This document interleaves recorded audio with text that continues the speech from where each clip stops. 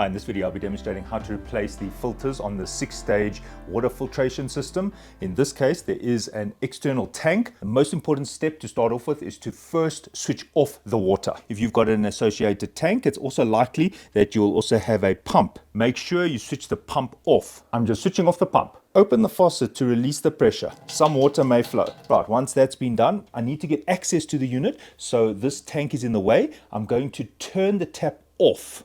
And I'm just going to lift the tank out of the way. It is heavy, it is full of water. If you wanted to empty the tank by switching the pump off and just letting the faucet open and then allowing the tank to empty, you could also do that, which will make the tank lighter in order to maneuver it. I have some bricks here. It's just that when you open these, this might be heavy and you might find that it falls down.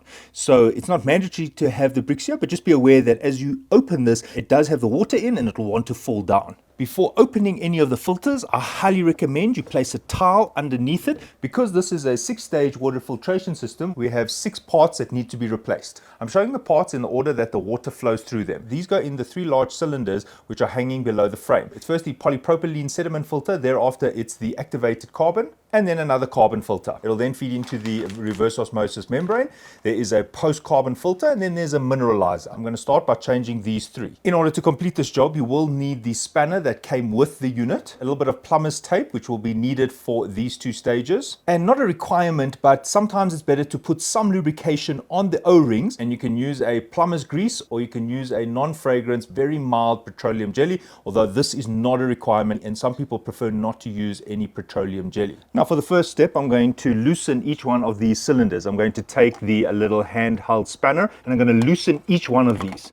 Notice they were not very tight. I've loosened it enough that I can remove this by hand, and you might see some water coming out. There is some water, and just support it. You might need a second hand there, and as I release it, I pull it down and take it to the side. I remove the 3 units one by one. It's highly likely that you'll have some water spillage when doing this. Right, and I take each filter out and discard them. So I'm going to remove each one of these filters, and then I'm going to rinse these cylinders. And I place the brand new polypropylene filter in the first cylinder, and I place the activated carbon filter in the middle cylinder. If you're not sure which is activated carbon, you can give it a shake and it makes that sound like a shaker. This is directional. Notice the rubber seal on the top, and this goes in like that. If you've inserted this in the wrong orientation, you won't get much water flow. The next filter is the carbon filter. It doesn't matter in which way I put it, it has no direction. So the first filter, which is the polypropylene, can face any direction. The charcoal filter, which looks like this, often called the carbon block, can also face any direction. The activated carbon is the one that's directional and must be facing like that. I like to place a little bit of lubricant on the O-ring so it's easier to open and close this in future. And I also put some on the O-ring at the bottom. Ideally, if you've got plumber's grease, that's also perfect. Make sure the O-ring sits in the groove. Make sure the second O-ring is in place at the bottom and it has some form of lubrication, even if it's just water. I line the cylinder and I turn it gently. I support it at the bottom and I make sure that it is vertical. It's very important that this moves easily. If I'm finding that it's not moving easily, it means I have made a mistake. I make it hand tight. Never line up the filter at an angle. Make sure it is completely vertical. It should just turn into place. Notice I'm turning with very little force, so it should be very easy to turn. And insert the last filter, making sure that it is easy to turn. Using a firm grip, tighten this with your hand until it is hand tight. Take the supplied spanner and just give it a nudge. That could be 1/16 of a turn. If you feel like you've made it too tight, rather loosen it. The 3 filters have now been changed. It's now time to do the membrane. To get to the membrane, it's at the back. So I just have to release this. I can just snap it off gently. I'm just pulling this to the side, but I don't want to put unnecessary pressure on the pipes. So I'm just going to rest it on my bricks. Now the membrane is here at the top, and I just have to release this. Also pops out. Now I just need to open this lid, remove the old membrane, and then replace it with a new membrane. I'm going to open this nut to release this pipe so I can get some space to open this lid. Now this is fairly tight. You might need 2 hands or somebody to hold the one side while somebody opens this side. The cartridge is pretty tight in there, so I'm just taking a screwdriver and I'm wedging it on the side to pull it out. I can now pull out the old cartridge. Before inserting the new cartridge, just wet the seals there and over here. If you'd like to put a tiny bit of grease here, you can. There and here. Insert the new cartridge and push it in all the way. Notice this is at the same level or lower than this point over here. Wet these seals before putting the lid on. Return the lid. Make it hand tight. Return the pipe and tighten the nut. Reseat the RO cylinder. It's now time to do the post-carbon filter. I'm going to release the pipe that feeds on the side here. I've released the pipe that's coming from the solenoid.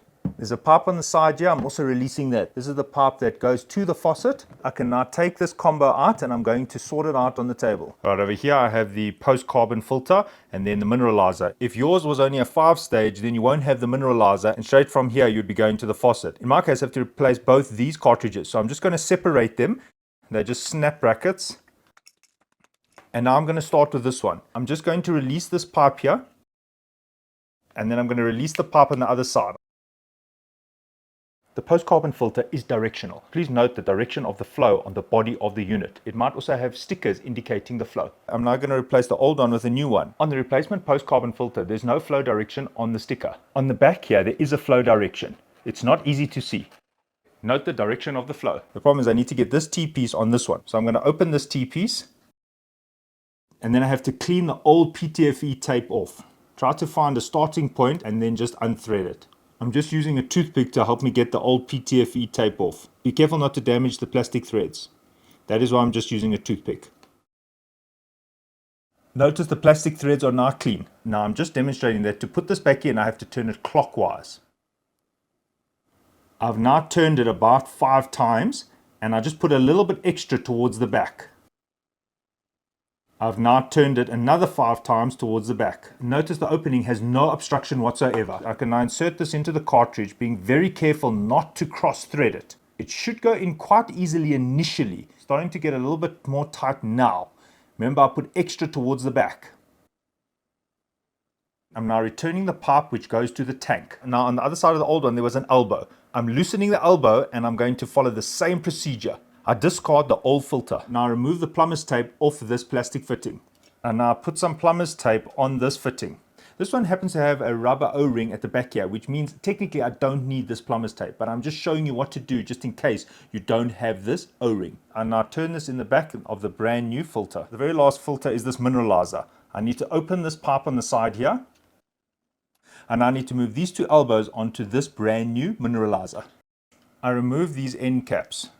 And I insert and tighten my elbows.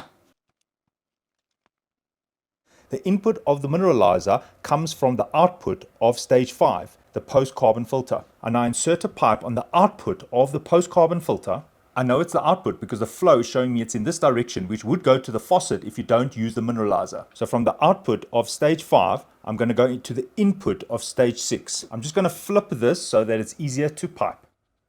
Please note, the input for stage 5 is as follows. The one pipe is coming from the tank. The other pipe is going to come from the RO membrane. It then goes through the post-carbon filter. It then comes into the mineralizer, and then it's going to go out to the faucet. I can now add my little clamps. I just snap them into place. Right, the output of the RO membrane is going to go to the other side of that T-piece. I can now snap this back onto the RO membrane cartridge. You might need to turn these slightly because you don't want the pipes to have any harsh bends. I now locate the pipe which is going to the faucet. I feed it into the output of stage 6. I know this is the output because the flow says it's going in this direction, so this is going back to the faucet. I can now return the tank. At this point, go around to check that all the pipes are fastened tightly. You can now turn on the water supply. It will take some time to fill up all the filters. You can open the tank's tap. Make sure the faucet is open so it can allow air to exit the system. Let the system run completely until the tank empties. You'll know the tank is empty because you'll be able to pick it up and it will be light to hold. The tank is now empty. The stream has now slowed down a bit. Turn off the tap, turn on the pump, and allow the system to completely fill up. Once it's filled up, flush it one more time. If need be, you can strap the pipes to stop any unnecessary noise. For example, if I open the faucet, listen to the noise.